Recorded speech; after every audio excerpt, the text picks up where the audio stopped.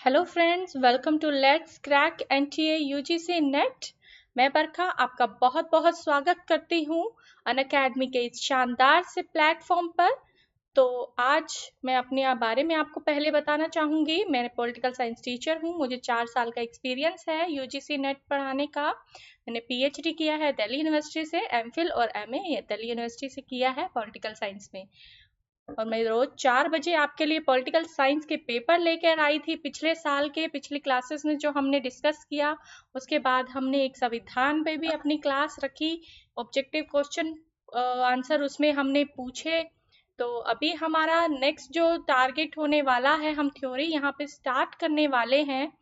तो देख लेते हैं हम क्या करने वाले हैं। और जिसे मेरा ये चाहिए टेलीग्राम चैनल का लिंक, वो यहाँ पर है। जिससे भी अपना टेलीग्राम से जुड़ना चाहते हैं, पीपीटी और नोट्स वगैरह लेना चाहते हैं क्लास से रिलेटेड, तो इस चैनल पे आप जुड़ जाइए।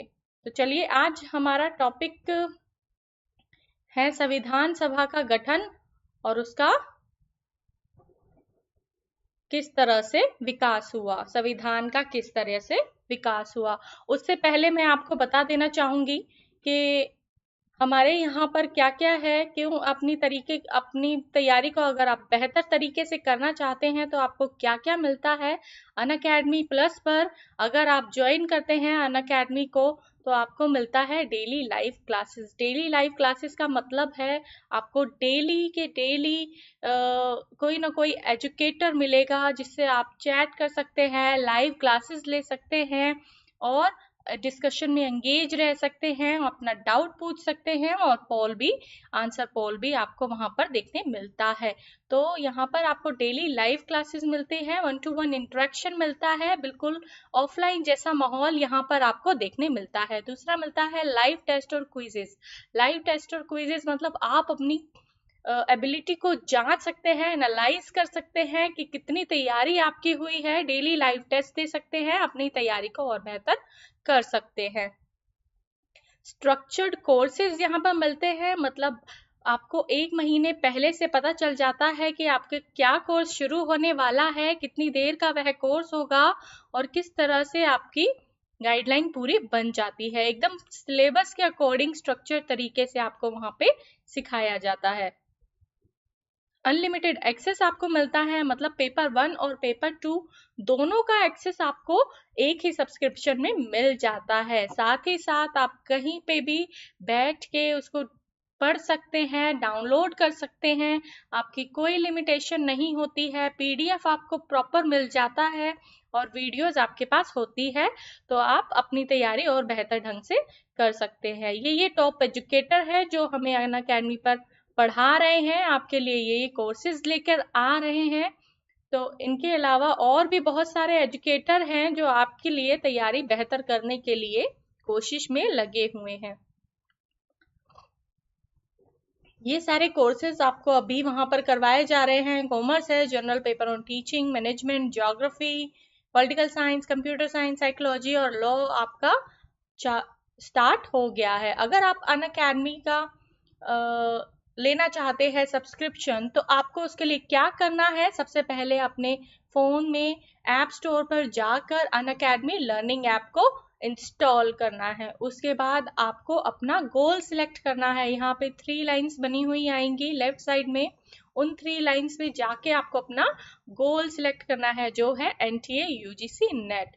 उसके बाद आपको क्या करना है, उसके बाद आपको यहाँ पे सब्सक्रिप्शन प्लान दिखेंगे। जिन प्लानों में से आपको अपने सुविधा के अकॉर्डिंग एक प्लान चुनना है। अगर मेरी माने तो कम से कम 12 मंथ का या 24 मंथ का प्लान ही चुने। क्यों मैं बोल रही हूँ, क्योंकि बिल्कुल प्राइस का फर्क यहाँ पे देख सकते हैं। पर मंथ आपको कितना कम पड़ता है अगर आप 1 साल का लेते हैं। साथ ही साथ आपकी तैयारी भी बेहतर तरीके से होती है और बिल्कुल कम प्राइस में। देखिए 10,500 में आपको यहाँ पे मिल रहा है, और अगर आप ये BH10 कोड लगाते हैं तो ये आपको 9,450 का पड़ जाता है। इसीलिए मैं कह रही हूँ, अगर आप 24 मंथ का करते हैं तो 2 साल का आपको सिर्फ 2,000 रुपये एक्स्ट्रा देने पे, जो आपको 11,340 रुपये का पड़ता है, कुछ का पड़ता है, ये BS10 कोड लगाने के बाद। इस कोड को लगाना जरूर है आपको, ताकि आप ही का फायदा है, इसमें 10% छूट आपको मिल जाती है और आपकी तैयारी बेहतर तरीके से होती है। 12 मंथ के कोर्स में 6 मंथ का आप लेके चलोगे तो आप ना तो दिसंबर की तैयारी कर पाओगे ना किसी और चीज की। और अगर आप सोच रहे हैं तो मैं यही बोलूंगी कि कोई भी, अगर आप मेरे साथ जुड़ना चाहते हैं, कोई भी तैयारी अगर करते हैं तो JRF के लिए अगर आपका 1 या 2 नंबर से कभी रह जाता है तो कम से कम आप उसी पढ़ाई को कंटिन्यू कर सकते हैं, वीडियो देख सकते हैं, लाइव चैट कर सकते हैं, सब कुछ डिस्कस कर सकते हैं, अपनी तैयारी को बेहतर ढंग से कर सकते हैं। लेकिन 12th मंथ में आपको पूरा साल मिल जाता है किसी भी तैयारी को बेहतर तरीके से करने का। अगर मान लीजिए आपका नेट हो जाता है, JRF नहीं होता है या किसी कारण से आपका एग्जाम नहीं क्लियर होता है, तब आपके पास पूरा साल होता है ये करने के लिए तैयारी। और अगर आप ये वाला कोड, आप ये सोचें कि सिर्फ 1 मंथ का या 3 मंथ का लेके देख लेते हैं सब्सक्रिप्शन और नहीं, तो आपको पहले ही बता दूं कि अगर आप ये वाला कोड यूज करेंगे तो ये सिर्फ कोड जो 10% का आपको ऑफ मिलता है, ये सिर्फ 1 टाइम यूज के लिए ही होता है। आपको सारे कोर्सेज तो उसमें आप पढ़ सकते हैं, कोई भी सारे आपको कोर्सेज वहां पर मिल जाते हैं, लेकिन आप ट्रायल बेस पे लेंगे। अगर आप इस पे छूट ले ली या इस पे छूट ले ली तो सेकेंड टाइम जब आप करेंगे तो आपको इन पे छूट नहीं मिलेगी, आपको ये 10,500 का ही पड़ेगा। तो कोशिश करिए कि 12 मंथ का ही ले, ताकि आप अपनी तैयारी को बेहतर तरीके से कर सके। चलिए, आज हमारे टॉपिक है संविधान सभा का गठन और उसका निर्माण की प्रक्रिया। थोड़ा सा हिस्टोरिकल पार्ट में हम जाने वाले हैं, देखने वाले हैं कि संविधान सभा का निर्माण किस तरह से हुआ और उसके निर्माण की क्या क्या प्रक्रिया रही। ये एक ऐतिहासिक पार्ट है जो हमारे सिलेबस का पार्ट है, इसको करना बहुत जरूरी है, इसमें से क्वेश्चन बन सकते हैं, इसलिए स्पेशली ये क्लास में आपके लिए लेकर आई हूँ। जो भी क्वेश्चन रहेंगे उसके बारे में हम डिस्कस कर लेंगे नेक्स्ट अपने संडे या सैटरडे के सेशन में। सबसे पहले है, पढ़ने वाले हैं संविधान क्या है, क्या संविधान स्थायी है, लिखित और अलिखित संविधान, संविधान सभा की मांग, संविधान निर्माण की पृष्ठभूमि, संविधान सभा की समितियां और संविधान सभा की आलोचना। तो इस अध्याय में हम ये चीजें पढ़ने वाले हैं। चलिए देखते हैं कि संविधान क्या है।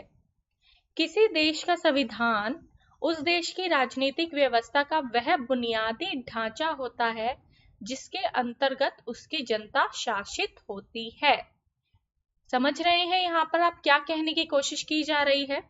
मतलब संविधान किसी देश की व्यवस्था का, राजनीतिक व्यवस्था का बुनियादी ढांचा होता है जिसके द्वारा जनता को शासित किया जाता है। दूसरा है, किसी राष्ट्र के संविधान में निहित दर्शन यह निर्धारित करता है कि वह किस प्रकार की वहां पर सरकार है। पहला, वहां पे बुनियादी ढांचा किस तरह का है, राजनीतिक व्यवस्था किस प्रकार की है, ये पता चलता है किसी भी देश के संविधान से। दूसरा, हमें ये पता चलता है कि वहां पर किस तरह की सरकार है, किस तरह का वहां पर तैयारी, राष्ट्र का दर्शन किस तरह का वहां पर है, संविधान किस तरह का है और वहां पर किस तरह का दर्शन संविधान का है, ये हमें यहाँ पे पता चलता है। तीसरा, हमें पता चलता है कि संविधान नागरिकों के लिए क्या क्या अधिकार वहां पर दे रहा है, क्या क्या अधिकार वहां पर दे रहा है और नागरिकों के क्या क्या कर्तव्य होते हैं। अधिकार और कर्तव्य सबका वर्णन कहाँ पे होता है? संविधान में होता है। तो सभी के संविधान में, चाहे वो किसी देश का संविधान हो, संविधान क्या होता है? उस देश की राजनीतिक व्यवस्था का ढांचा होता है, बुनियादी ढांचा बोलते हैं। वहां के संविधान के दर्शन क्या निर्धारित करता है कि वहां पर किस प्रकार की सरकार है, वहां का संबंधित एक महत्वपूर्ण लेखा पत्र ये होता है, एक महत्वपूर्ण लेखा पत्र होता है और ये पता चलता है कि वहां पर किस प्रकार की सरकार है। ये नागरिकों को कुछ अधिकार भी देता है और उनके कर्तव्यों को भी परिभाषित करता है। तो संविधान क्या है, तुम समझ पा रहे हैं? संविधान क्या है और क्या है? ये जनता के आशा, किसी संविधान संबंधित देश की जनता की आशा व विश्वास को व्यक्त करता है। मतलब संविधान हमें बताता है, किसी भी देश का संविधान हमें बताता है कि वहां की जनता की किस तरह की आशा और विश्वास है। बाकी संविधान निर्माताओं के मूल्य और सपनों को, आदर्शों को ये दर्शाता है। मतलब कोई भी देश का संविधान बताता है कि जिन्होंने संविधान का निर्माण किया उनके किस तरह के आदर्श थे, किस तरह के मूल्यों को उन्होंने अपनाया है। संविधान उस देश की राजनीतिक व्यवस्था का बुनियादी ढांचा होता है। यह राज्य की विधायिका, कार्यपालिका, न्यायपालिका जैसे मुख्य अंगों को और उनकी शक्तियों का, उनके दायित्वों का वर्णन करता है। तो संविधान क्या क्या है एक बार फिर से देख लेते हैं। ये विधायिका, कार्यपालिका, न्यायपालिका जैसे प्रमुख अंगों की स्थापना करता है, उनकी शक्ति की व्याख्या करता है, उनके दायित्वों का सीमांकन करता है। मतलब उनकी क्या शक्तियां हैं, क्या क्या सीमाएं हैं, ये सब भी बताता है। कोई भी संविधान लोगों को अधिकार देता है, लोगों को जनता के आशा व विश्वास को व्यक्त करता है। संविधान निर्माताओं के आदर्शों और मूल्यों को प्रतिबिंबित करता है। ये उस देश की राजनीतिक व्यवस्था का बुनियादी ढांचा होता है। लोगों के कर्तव्यों को बताता है। एक लेखापत्र किस प्रकार की सरकार है ये बताता है। एक महत्वपूर्ण, सर्वाधिक महत्वपूर्ण लेखा पत्र ये होता है। अधिकारों और कर्तव्यों को ये बताता है। तो चलिए नेक्स्ट है हमारा, क्या संविधान स्थायी है? अब हमारा संविधान तो स्थायी, क्या कोई भी संविधान स्थायी होता है? सबसे बड़ा क्वेश्चन ये आता है। तो देखिए, वक्त के साथ जिस तरह इतने सालों पहले संविधान बनाया गया था और आज उस समय की सिचुएशन कुछ और थी और इस समय की सिचुएशन कुछ और है। तो वक्त के साथ जब चीजें बदलती हैं तो संविधान को भी बदलना पड़ता है, वो स्थायी नहीं हो सकता है। देख लेते हैं हमने क्या लिखा है।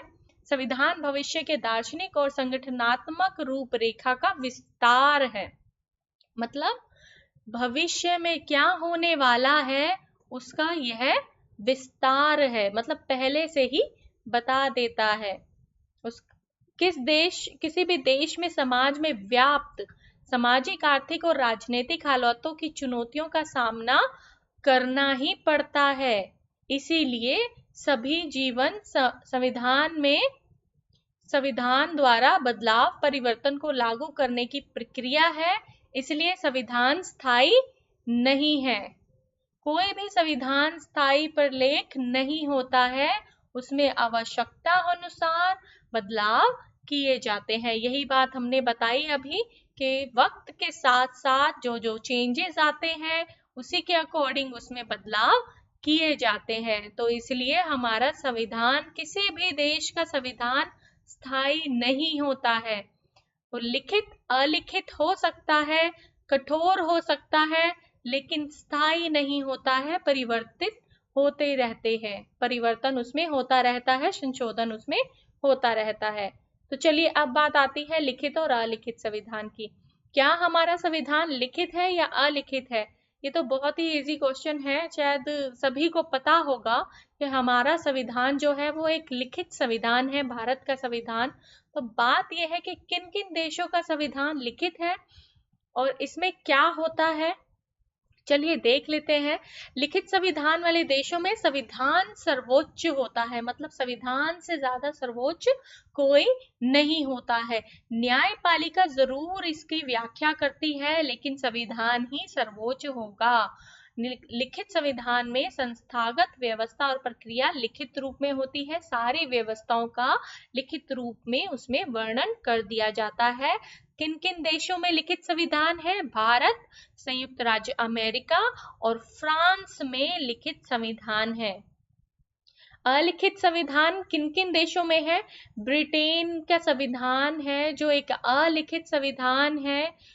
वहां पर क्या होता है, ब्रिटेन की जो रानी का संदेश होता है, जो वो बोल देती है वही वह कानून हो जाता है और उसमें किसी तरह का परिवर्तन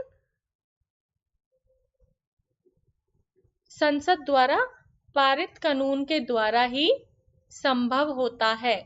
चलिए देखते हैं। अलिखित संविधान, जैसे ब्रिटेन का संविधान, ब्रिटेन में संसद ही सर्वोच्च होती है। किसका संविधान होता है? संसद का संविधान होता है यह। जबकि लिखित संविधान वाले देशों में संविधान सर्वोच्च होता है। ब्रिटेन में संविधान में किसी भी प्रकार का परिवर्तन संसद द्वारा पारित कानूनों के द्वारा ही संभव होता है। वहां एक सामान्य कानून और संवैधानिक कानून में कोई अंतर नहीं होता है। मतलब सामान्य कानून और संवैधानिक कानून दोनों एक ही जैसे माने जाते हैं। यह सबसे लचीला संविधान है। इसमें सबसे ज्यादा परिवर्तन किए जा सकते हैं क्योंकि लिखित नहीं है। अगर लिखित होता है तो उसमें संशोधन किए जाते हैं। चलिए अब देखते हैं संविधान सभा की मांग कहाँ से शुरू हुई। तो लोकतांत्रिक देशों में शासन के मौलिक कानूनों का निर्माण वहां के नागरिकों की एक विशिष्ट प्रतिनिधि सभा द्वारा किया जाता है। हमेशा लोकतांत्रिक जो भी देश हैं वहां पे अगर संविधान का निर्माण हो रहा है, अगर कहीं भी संविधान का निर्माण होता है तो संविधान का निर्माण कौन करता है? संविधान सभा करती है। संविधान सभा के लिए क्या होता है, क्या क्या किया जाता है? एक विशिष्ट प्रतिनिधि सभा का गठन किया जाता है जिसे संविधान सभा कहा जाता है और उन्हीं के द्वारा संविधान का निर्माण किया जाता है। तो चलिए 1920 में माना जाता है, ये थोड़ा सा डिटेल में हम जाएंगे। 1920 में हम डेट्स वगैरह देखेंगे कि इतिहास में क्या क्या घटनाएं हुई, किस तरह संविधान सभा की मांग हुई। यहाँ संविधान की मांग नहीं हो रही, संविधान सभा की मांग हो रही है। यहाँ पे ये चीज ध्यान देने योग्य है, ध्यान देने वाली है कि हम संविधान सभा की मांग की बात कर रहे हैं जो संविधान का निर्माण करेगी। तो चलिए 1920 में केंद्रीय विधानसभा में स्वराज्य दल के नेता पंडित मोतीलाल नेहरू ने प्रस्ताव प्रस्तुत किया जो आगे चलकर राष्ट्रीय मांग के नाम से प्रसिद्ध हुआ। इस प्रस्ताव में भी एक संविधान सभा के गठन की मांग की बात की गई जिसकी अध्यक्षता महात्मा गांधी ने की थी। इसके लिए एक संवैधानिक प्रणाली की रूपरेखा प्रस्तुत करने का महत्वपूर्ण प्रयास किया गया था। तो ये सबसे पहले 1920 में पंडित नेहरू द्वारा प्रस्ताव दिया गया था जो आगे चलकर राष्ट्रीय मांग के नाम से प्रसिद्ध हुआ। और इस प्रस्ताव में एक संविधान सभा की गठन की मांग की गई थी जिसकी अध्यक्षता गांधी जी ने की थी। यहाँ पर आपको याद करना है क्या क्या चीजें। 1920 में मोतीलाल नेहरू प्रस्ताव प्रस्तुत किया जो राष्ट्रीय मांग के नाम से प्रसिद्ध हुआ और एक संविधान सभा के गठन की मांग हुई जिसकी अध्यक्षता किसने की? महात्मा गांधी ने की। और आपको नोट्स भी इसी तरह बनाने हैं, 1920 नेहरू और गठन की मांग महात्मा गांधी अध्यक्ष, इस तरह से छोटे छोटे नोट्स आपको बनाने हैं ताकि आप जब फाइनल तैयारी करें तो आप एक ही नजर में उसको देख के समझ जाएं कि यहाँ पे क्या बात करने हो, किस बारे में बात की जा रही है। तो चलिए नेक्स्ट देखते हैं संविधान सभा की मांग में अगला कदम क्या हुआ। 1928 में 19 मई 1928 को एक सर्वदलीय सम्मेलन में नेहरू की अध्यक्षता में भारत के संविधान के सिद्धांतों का निर्धारण करने के लिए एक समिति नियुक्त की। 1928 को प्रस्तुत की गई समिति की रिपोर्ट को नेहरू रिपोर्ट के नाम से जाना जाता है। तो 1928 में नेहरू रिपोर्ट आई जिसमें क्या हुआ? संविधान सभा की मांग प्रस्तुत की गई इनडायरेक्टली। ये अभी डायरेक्टली नहीं है, डायरेक्टली कहाँ पे हुई वो मैं आपको बताऊंगी। तो यह भारतीयों द्वारा देश के संविधान निर्माण का प्रथम प्रयास था। मतलब जो 14 सूत्रों की अपनी रिपोर्ट दी थी मोतीलाल नेहरू ने, उसमें संविधान सभा की मांग की गई और संविधान सभा का यह प्रथम प्रयास था संविधान निर्माण का। तो कांग्रेस कार्य समिति द्वारा संविधान सभा की पहली बार औपचारिक रूप से निश्चित मांग जो है 1934 में प्रस्तुत की गई। तो ये बात ध्यान देने वाली है कि 1934 में ये मांग आपकी प्रस्तुत की गई। 1934 में पहली बार एम एन रॉय ने यह विचार रखा कि भारत में संविधान सभा होनी चाहिए जो संविधान का निर्माण करे। और ये एम.एन. रॉय कौन थे? एक वामपंथी आंदोलन के प्रखर नेता थे। 1935 में क्या हुआ? 1935 में भारतीय राष्ट्रीय कांग्रेस ने, यहाँ ये बात आपको बहुत ध्यान से देखनी है, याद करने वाली है। 1934 में पहली बार एम.एन. रॉय ने मांग रखी संविधान सभा की। ये बहुत क्लियर मांग थी। 1935 में भारतीय राष्ट्रीय कांग्रेस ने संविधान के निर्माण के लिए आधिकारिक रूप से संविधान सभा के गठन की मांग की। मैं आपके लिए पूरी हिस्ट्री पॉइंट वाइज लेके आई हूँ, कुछ भी एक्स्ट्रा नहीं आपको याद करना है, सब इसी में से देखना है, इसी पॉइंट्स को याद रखना है, छोटे छोटे पॉइंट्स को। चलिए, उसके बाद क्या हुआ? 1938 में भारतीय राष्ट्रीय कांग्रेस की ओर से पंडित जवाहरलाल नेहरू ने घोषणा की कि स्वतंत्र भारत के संविधान का निर्माण वयस्क मताधिकार के आधार पर चुनी हुई संविधान सभा द्वारा किया जाएगा और इसमें कोई बाहरी हस्तक्षेप नहीं होगा। 1938 में क्या हुआ? नेहरू ने ये स्पष्ट बोल दिया कि संविधान सभा का निर्माण किया जाएगा और कैसे किया जाएगा? वयस्क मताधिकार प्रणाली के द्वारा चुनी हुई संविधान सभा द्वारा, मतलब इंडियंस ही होंगे जो उसका निर्माण करेंगे और उन्हीं में से, अपने में से चुने हुए लोगों द्वारा ही इसका निर्माण किया जाएगा। तो उसके बाद क्या हुआ? 1938 में पहले हमारा 1920 आया, फिर 1934 आया, फिर 1935 में हमारे संविधान के गठन की मांग की गई, फिर 1938 में ये बताया कि किस तरह वयस्क मताधिकार के आधार पर संविधान सभा का निर्माण किया जाएगा और उसमें कोई बाहरी हस्तक्षेप नहीं किया जाएगा। इसके बाद हमारा आता है 1940 का अगस्त प्रस्ताव। जी, अगस्त प्रस्ताव में क्या हुआ? ब्रिटिश सरकार ने संविधान सभा की मांग को स्वीकार कर लिया। सबसे पहले 1940 में क्या हुआ? ब्रिटिश सरकार ने संविधान सभा की मांग को स्वीकार कर लिया और इसे 1940 के अगस्त प्रस्ताव के नाम से भी जाना जाता है। तो पहली बार कहाँ मांग हुई थी? 1935 में मांग हुई थी, संवैधानिक मांग जो थी आधिकारिक तौर पर, और 1940 में इसको स्वीकार भी कर लिया गया अंग्रेजों द्वारा। फिर क्या हुआ? 1942 में क्रिप्स मिशन आया, जिसमें संविधान निर्माण के लिए एक प्रस्ताव को स्वीकार कर लिया गया। तो इसमें फाइनली 1942 में उस प्रस्ताव को स्वीकार भी कर लिया गया। तो देखिए क्या लिखा है हमने। सन 1942 में ब्रिटिश सरकार के कैबिनेट मंत्री सर स्टीफोर्ड क्रिप्स तथा ब्रिटिश मंत्रिमंडल के एक सदस्य एक स्वतंत्र संविधान के निर्माण के लिए ब्रिटिश सरकार के एक प्रारूप प्रस्ताव के साथ भारत आए और इस संविधान को द्वितीय विश्व युद्ध के बाद अपनाया जाना था। तो ये इसका संविधान का प्रारूप जो है यहाँ पर कैबिनेट मंत्री द्वारा क्रिप्स मिशन में हमें यहाँ पे फाइनल संविधान निर्माण के लिए मंजूरी मिल गई, जिसे द्वितीय विश्व युद्ध बाद अपनाया जाना था। चलिए, उसके बाद क्या हुआ? क्रिप्स प्रस्ताव को मुस्लिम लीग ने अस्वीकार कर दिया। मुस्लिम लीग की मांग थी कि भारत को 2 हिस्सों में बांट दिया जाए, जिनकी अपनी अपनी संविधान सभाएं थी। अब देखिए यहाँ पर क्या हुआ? मुस्लिम लीग अलग पाकिस्तान की निर्माण की बात वो कर रही थी, आजादी की बात कर रहे थे मोहम्मद अली जिन्ना जी। तो उन्होंने इस संविधान को, एक संविधान की बात को मना कर दिया। उन्होंने कहा कि भारत का अपना अलग संविधान होना चाहिए और पाकिस्तान का अपना अलग संविधान होना चाहिए। तो चलिए, उसके बाद क्या हुआ? ब्रिटिश सरकार ने कैबिनेट मिशन भेजा और 2 सभाओं की मांग को उसमें ठुकरा दिया गया। कैबिनेट मिशन में 2 सभाओं की मांग को ठुकरा दिया गया,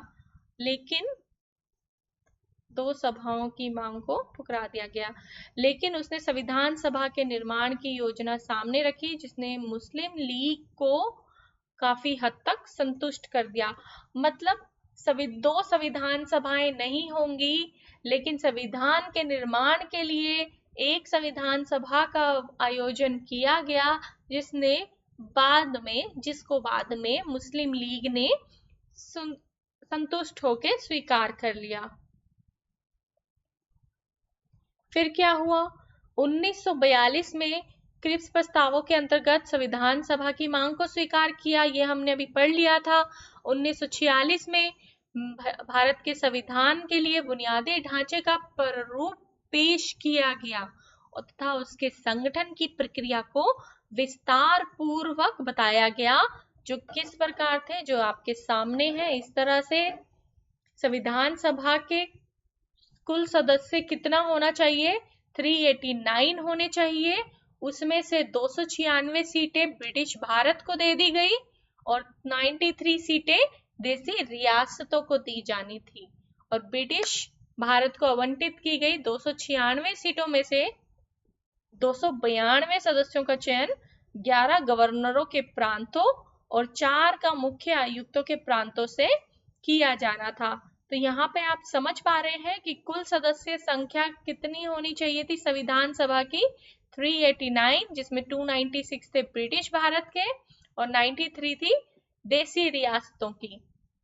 और भारत को आवंटित की गई सीटें 296 सीटों में से 292 का चयन 11 गवर्नरों के प्रांत और 4 का चयन मुख्य आयुक्तों के प्रांत से किया जाना था। फिर क्या हुआ, हर प्रांत व देसी रियासतों छोटे राज्यों के मामलों में राज्यों के समूह को उनकी जनसंख्या के अनुपात में सीटें बांटी जानी थी। मतलब जो 9 सीटें दी गई थी वो कैसे बांटी जानी थी, उनकी राज्यों के समूह के अनुपात में, जनसंख्या के अनुपात में वो सीटें बांटी जानी थी।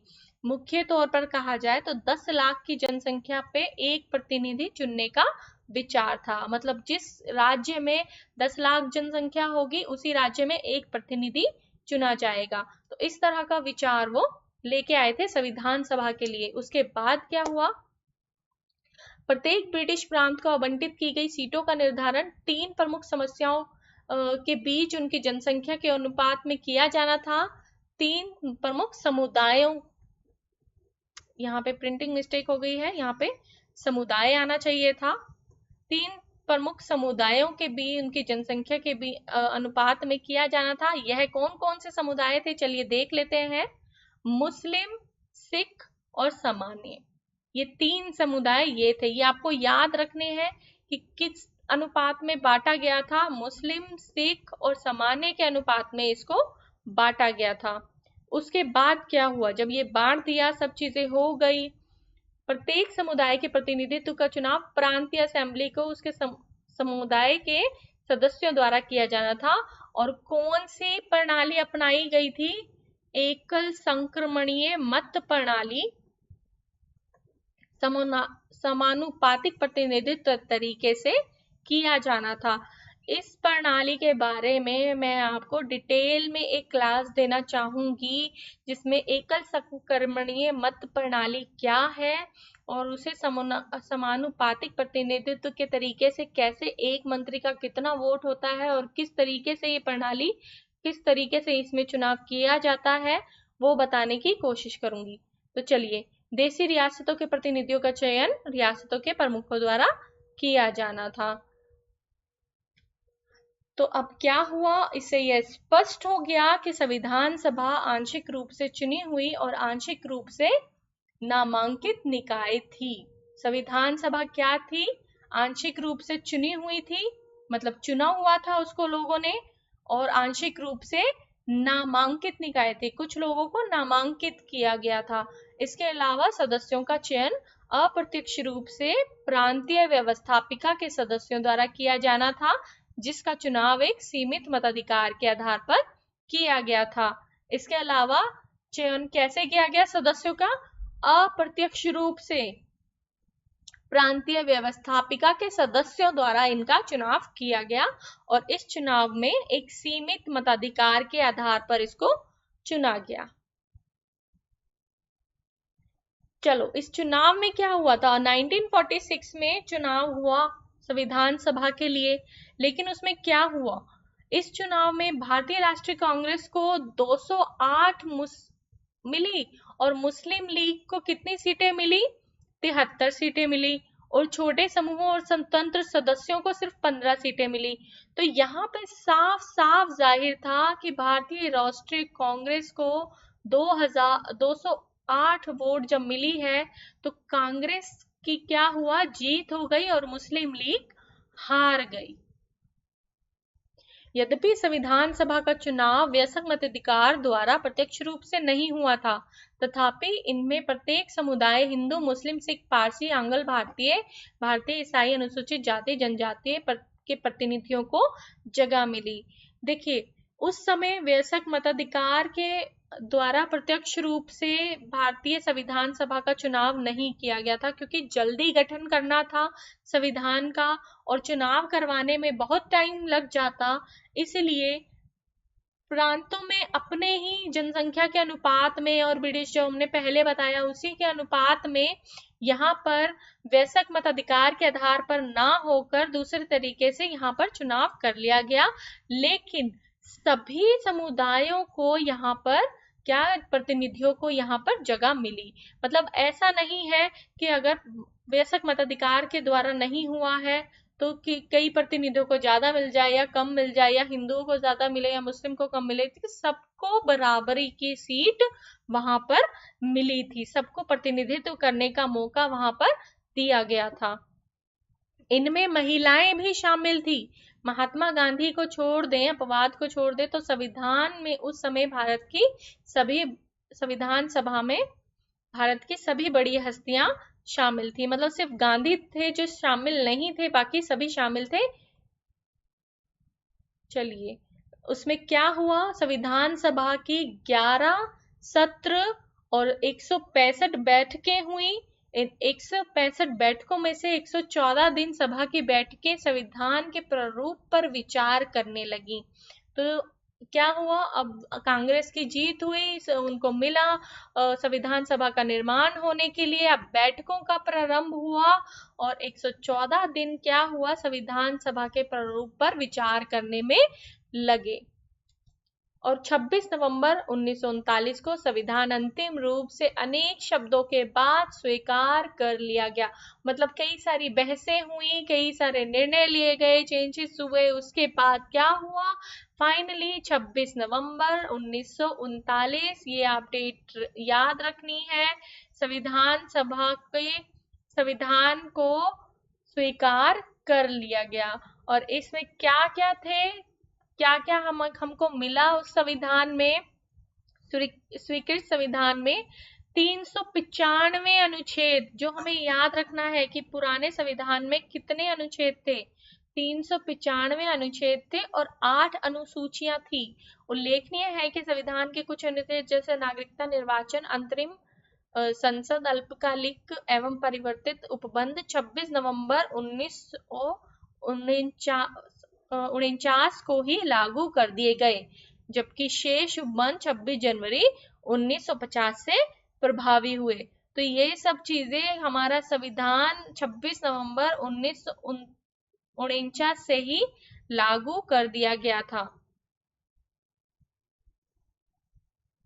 1900, चलिए अब देखते हैं संविधान निर्माण की क्या क्या भूमिका रही। मतलब अब हमें देख लिया कि संविधान सभा का निर्माण किस तरह हुआ, वहां पर किस तरह से संविधान सभा के निर्माण की मांग की गई। फिर हमने देखा कि संविधान का निर्माण में किस किस की जीत हुई, किस तरीके से उनके सदस्यों का चुनाव किया गया और क्या क्या मांगे हमारे संविधान के लिए रखी गई, क्या क्या क्रिप्स मिशन आया और उसमें स्वीकार किया किस तरह वो उसको फाइनल रूप मिल गया और एक संविधान का निर्माण हो गया। अब संविधान निर्माण की प्रक्रिया में क्या क्या स्टेजेस आई, हम वो देखेंगे डेट वाइज।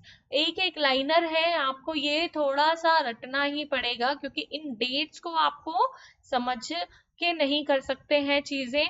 थोड़ा सा आप समझने की कोशिश कीजिए कि संविधान का प्रारूप हुआ, फिर क्या क्या हुआ, चीजें स्टेप बाय स्टेप मैं आपको बता रही हूँ, इजी से इजी लैंग्वेज में, सिर्फ इम्पोर्टेंट फैक्ट मैं आपके लिए लेकर आई हूँ। तो चलिए देखते हैं सबसे पहले क्या हुआ था। 1935 में कांग्रेस ने सबसे पहले भारतीय संविधान के प्रारूप तैयार करने के लिए संविधान सभा की मांग की। सबसे पहला स्टेप हमारा ये था। फिर क्या हुआ, 1940 के अगस्त प्रस्ताव में इसको स्वीकार कर लिया गया। फिर क्या हुआ, फिर हमारा हुआ भारतीय संविधान सभा ने भारतीय संविधान को निमित्त अंगीकृत किया गया। तो भारतीय संविधान में भारतीय संविधान को बनाया जाने लगा, संविधान का निर्माण शुरू हो गया। फिर क्या हुआ, 1946 के तहत संविधान सभा का गठन हुआ, कैबिनेट मिशन आया 1946 में और संविधान सभा का गठन हुआ। और फिर क्या हुआ, माउंटबेटन योजना में देश का विभाजन हुआ और प्रस्तावित पाकिस्तान के लिए एक अलग संविधान सभा की घोषणा की गई। तो ये चीजें आपके लिए बहुत इंपॉर्टेंट है, वन लाइनर है, जरूर याद करनी है। 1935 में क्या हुआ, 1940 में क्या हुआ, 1946 में कैबिनेट मिशन आपको जरूर याद करना है। 1940 कई बारी डेट्स भी आपसे पूछ ली जाती है, मैच द फॉलोइंग करने के लिए आ जाता है कि कौन सी बैठक, कौन सा प्रस्ताव कब आया, संविधान को कब लागू किया गया, कब तैयार किया गया प्रारूप उसका, कौन से उसमें हाँ की गई, कौन सी योजना में हाँ किया गया। तो उसके बाद क्या होता है, माउंटबेटन योजना जब आती है तब देश का स्वतंत्रता मिल जाती है। उसके बाद उसी समय पाकिस्तान के लिए भी अलग संविधान सभा का निर्माण की बात हो जाती है, मतलब घोषणा कर दी जाती है। तो चलिए उसके बाद क्या हुआ, उसके बाद हुआ हमारा उत्तर पश्चिमी सीमांत प्रांत बलूचिस्तान पाकिस्तान में शामिल किए जाने वाले क्षेत्रों का प्रतिनिधित्व करने वाले संविधान सभा के सदस्य भारतीय संविधान सभा के सदस्य नहीं रहे। पहले जो संविधान सभा के सदस्य थे, जो कैबिनेट मिशन के टाइम पे उनको बनाया गया था और पाकिस्तान के मतलब मुस्लिम्स ने हाँ भी कर दिया गया था, जो पाकिस्तान की मांग कर रहे थे, अलग संविधान की मांग कर रहे थे, वो राजी हो गए थे। लेकिन जब हमारा देश आजाद हुआ और अलग पाकिस्तान निर्माण की बात स्वीकार कर ली गई, तब एक अलग पाकिस्तान के लिए अलग संविधान सभा की बात भी स्वीकार कर ली गई। यहाँ पे बस इतना ही बताया हुआ है। तो उन्होंने एक जनमत संग्रह के आधार पर अपना उत्तरी पश्चिमी सीमांत प्रांत और सिलहट ने पाकिस्तान के साथ रहने का निर्णय किया और इस कारण भारतीय सभा के सदस्यों की संख्या विभाजन के बाद घटकर रह गई 299। संविधान सभा की पहली बैठक कब हुई, ये चीज आपको ध्यान रखनी है। संविधान सभा की पहली बैठक हुई हमारी 9 दिसंबर 1946 को, जिसके अस्थायी अध्यक्ष थे सच्चिदानंद सिन्हा। ये नाम आपको याद रखना है। 1946 में हुई और मुस्लिम लीग ने इस संविधान सभा की पहली बैठक को बहिष्कार कर दिया था, इसे स्वीकार नहीं किया था। और 11 दिसंबर 1946 को क्या हुआ, डॉक्टर राजेंद्र प्रसाद संविधान सभा के अध्यक्ष निर्वाचित हुए। फिर BN राव को संविधान सभा का विधि सलाहकार नियुक्त किया गया। ये क्वेश्चन आपसे पूछे जा सकते हैं कि 11 दिसंबर 1946 को राजेंद्र प्रसाद संविधान सभा के अध्यक्ष चुने गए थे। कौन चुने गए थे, राजेंद्र प्रसाद 1946 में। ये चीज आपको याद रखनी है। BN राव को संविधान सभा का विधि सलाहकार नियुक्त किया गया था। किसे किया गया था, BN राव को, BN राव को। फिर क्या हुआ, 29 अगस्त 1947 में प्रारूप समिति का गठन हुआ, जिसके सभापति कौन थे, डॉक्टर BR अम्बेडकर। ये क्वेश्चन भी आपसे पूछा जाता है, प्रारूप समिति के अध्यक्ष कौन थे, इसका गठन कब हुआ, तो 20 अगस्त 1947 में हुआ और इसके सभापति थे doctor BR Ambedkar. M Gopalaswami Ayyangar, Alladi Krishnaswami Ayyar, KM Munshi, Mohammad Saadulla, DP Khaitan, doctor Bhimrao Ambedkar को भारतीय संविधान का जनक कहा जाता है। तो इन सबको भारतीय संविधान का जनक कहा जाता है। 13 दिसंबर 1946 को क्या हुआ कि पंडित नेहरू ने संविधान सभा का ऐतिहासिक वस्तुनिष्ठ प्रस्ताव प्रस्तुत किया? किसने प्रस्तुत किया? नेहरू ने प्रस्तुत किया 1946 में। यहाँ कुछ पॉइंट दोबारा से आ रहे हैं, उनको आपको ध्यान रखना है, इसीलिए मैं आपके लिए वो दोबारा से लेकर आई हूँ। संविधान निर्माण के लिए संविधान सभा ने 13 महत्वपूर्ण समिति बनाई। 1947 में संविधान का प्रथम प्रारूप तैयार किया गया और 21 फरवरी 1948 को प्रारूप समिति द्वारा तैयार संविधान सभा का प्रारूप संविधान सभा के अध्यक्ष को सौंप दिया गया। क्या हुआ? 1947 में संविधान का प्रारूप तैयार कर लिया गया था आजादी के समय में, और 1948 की प्रारूप समिति द्वारा तैयार क्या किया? संविधान सभा को अध्यक्ष को सौंप दिया गया उसको फाइनलाइज करने के लिए। मतलब 1948 तक हमारा संविधान बन चुका था, लेकिन उसको अभी कुछ प्रक्रियाओं से गुजरना था।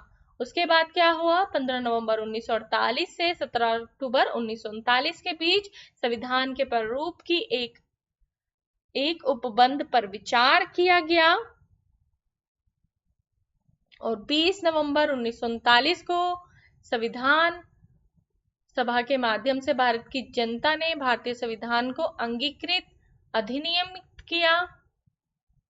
24 जनवरी 1950 को संविधान सभा का अंतिम दिन था, उसमें सभी सदस्यों ने इस पर हस्ताक्षर कर दिए थे। मतलब 24 जनवरी 1950 तक क्या हुआ? 1949 होना चाहिए था यहाँ पे शायद। 24 जनवरी 1950 को क्या हुआ? संविधान सभा का अंतिम दिन था, जो उसके सदस्यों ने संविधान पर हस्ताक्षर कर दिए। तो फाइनली संविधान का निर्माण हो गया। जब हम संविधान पर हस्ताक्षर कर देते हैं तो उस समय उसका संविधान का निर्माण हो जाता है। और 26 जनवरी 1950 से संविधान पूर्ण रूप से क्रियान्वित कर दिया गया। इस अवधि में 15 अगस्त से 26 नवंबर 1939 तक संविधान सभा ने संसद का कार्य किया। संविधान सभा के सदस्यों ने संविधान का अनुमोदन किया तथा 284 सदस्य ने इस पर हस्ताक्षर किए। तो 284 सदस्यों ने इस पर हस्ताक्षर किए थे और 1939 में संविधान सभा के सदस्यों ने संविधान का अनुमोदन कर दिया था। और इसमें मूल रूप से 22 भाग, 395 अनुच्छेद और 8 अनुसूचियां थी। ये चीज आपको याद रखनी है कि पहले कितनी थी और अब कितनी है, तो कंफ्यूज नहीं होना है। और संविधान सभा के निर्माण में संविधान सभा को कितना वर्ष लगा, कितना टाइम लगा? 2 वर्ष 11 महीने 18 दिन लगे। और 22 जुलाई 1947 को संविधान सभा ने राष्ट्रीय ध्वज का प्रारूप स्वीकार किया। 24 जनवरी 1950 को संविधान सभा ने राष्ट्रगान को अंगीकृत किया। ये डेट्स देखिए, डेट्स तो आपको याद करनी ही पड़ेगी क्योंकि डेट से रिलेटेड क्वेश्चन आ सकते हैं आपके, इसलिए मैं डेट वाइज सब कुछ लेकर आई हूँ। तो आपको ये डेट्स जरूर याद करनी है। 26 नवंबर 1949 को संविधान सभा का तदर्थ संसद के रूप में परिवर्तित कर दिया गया। तदर्थ संसद मतलब एडॉक संसद। कुछ समय के लिए संविधान सभा के जो सदस्य थे उन्हीं को संसद के रूप में बिठा दिया गया। मतलब वही लोग संसद के सदस्य भी रहे, लेकिन तदर्थ जब तक चुनाव नहीं हुए तब तक। जम्मू कश्मीर ही ऐसा राज्य था जिसका अपना संविधान था और अब वो भारत में मिल चुका है। आपको पता है कि उसका भारत वाला संविधान ही जम्मू कश्मीर पर लागू होगा। और प्रथम निर्वाचन कब हुआ? प्रथम निर्वाचन, संसद का प्रथम निर्वाचन 1952 में हुआ, 1952 में, 1952 में हुआ, 52 में हुआ। तो जो ये संसद थी, तदर्थ संसद थी, तो 1952 में जो चुनाव हुआ उसके बाद फाइनल संसद हमको मिल गई थी। उसके बाद 1951 में संविधान में प्रथम संशोधन किया गया। 1950 में बनाया और 1951 में देखिए संशोधन भी कर दिया गया। और इसमें कौन कौन से अनुच्छेद थे? 394 के अनुसार नागरिकता निर्वाचन तदर सदन संसद के संबंधित प्रावधान तथा अनुच्छेदों 5, 6, 7, 8, 9, 60, 324, 366, 67, 79, 80, 88, 91, 391, 388, 392 आस्था से संबंधित संविधान को अंगीकृत किया, जो द्वितीय विश्व युद्ध के बाद से लागू होने थे।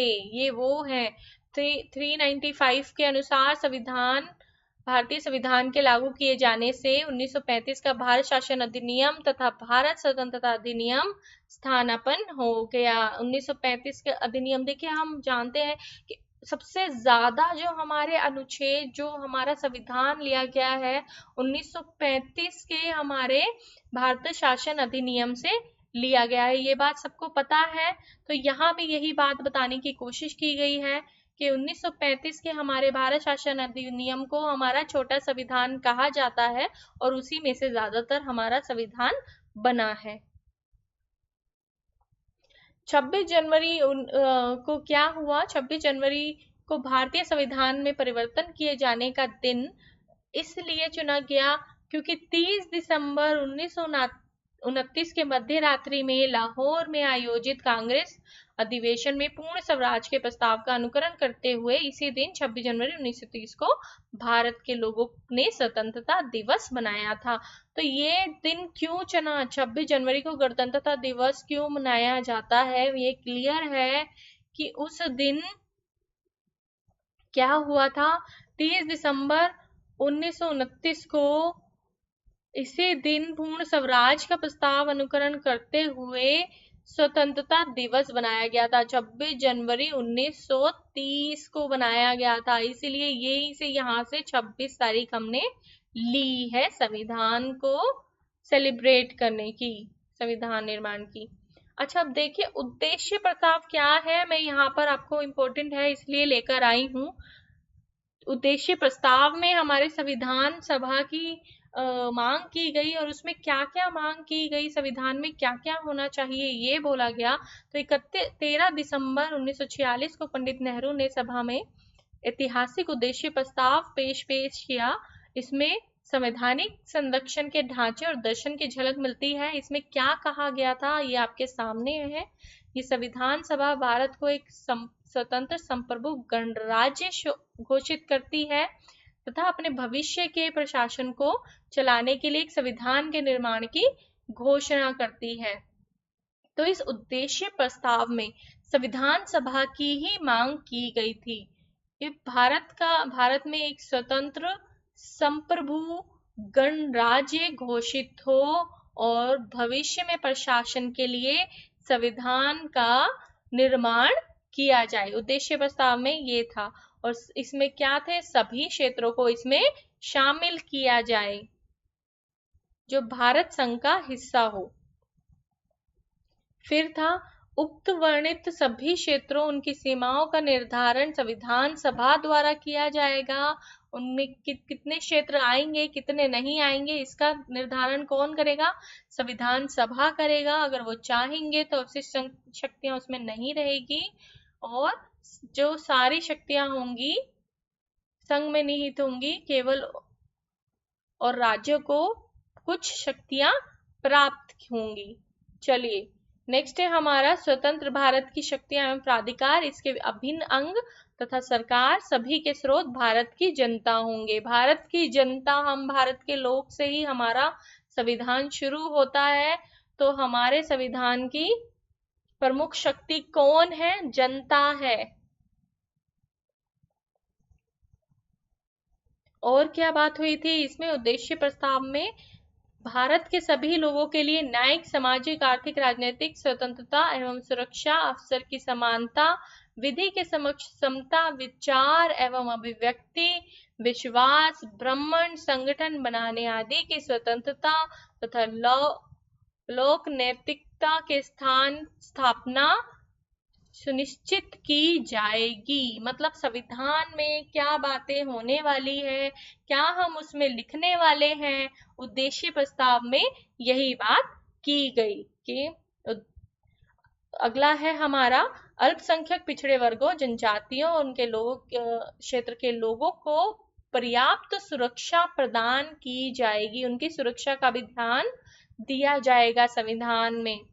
संघ की एकता को अक्षुण्ण बनाए रखा जाएगा, मतलब संघ की एकता को बनाया रखा जाएगा। भू क्षेत्र, वायुजल क्षेत्र, सभ्य आदि देशों के न्याय विधि के अनुरूप सुरक्षा प्रदान की जाएगी, मतलब सुरक्षा भी प्रदान की जाएगी। इस प्राचीन भूमि को विश्व में उसका अधिकार सुनिश्चित स्थान दिलाया जाएगा, मतलब यहाँ भारत की बात हो रही है। भारत को उसका अधिकार और उसका उचित स्थान दिलाया जाएगा। विश्व शांति, मानव कल्याण को बढ़ावा दिया जाएगा और उसके योगदान को सुनिश्चित किया जाएगा। इस प्रस्ताव को 22 जनवरी 1946 में सर्वसम्मति से स्वीकार कर लिया गया। संविधान को काफी हद तक प्रभावित इस परिवर्तित रूप से संविधान की प्रस्तावना बनी। मतलब इसने क्या किया, उद्देश्य प्रस्ताव ने काफी हद तक संविधान को प्रभावित किया था कि इसमें जो जो बातें कही गई थी वो हमारे संविधान में भी लाई गई, अपनाई गई।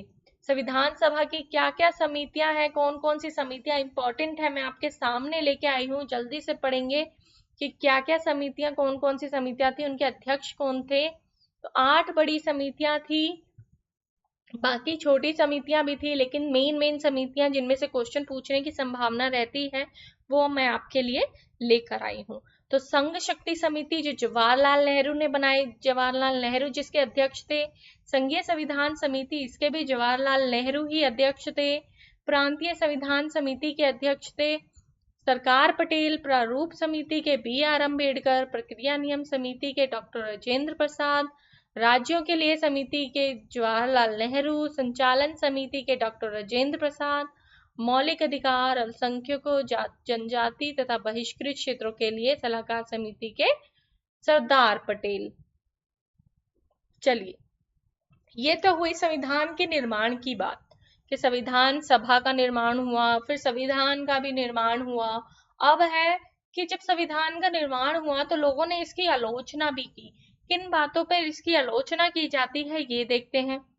आलोचकों का कहना है कि ये एक प्रतिनिधि निकाय नहीं थी। आलोचकों ने दलील दी कि संविधान सभा एक प्रतिनिधि निकाय नहीं थी। क्यों नहीं थी?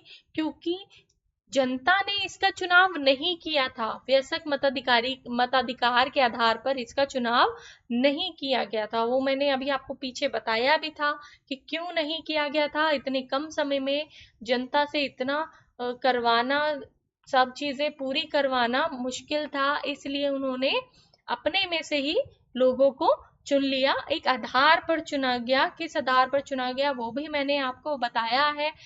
दूसरा क्या है, किस आधार पर आलोचना उनकी की जाती है?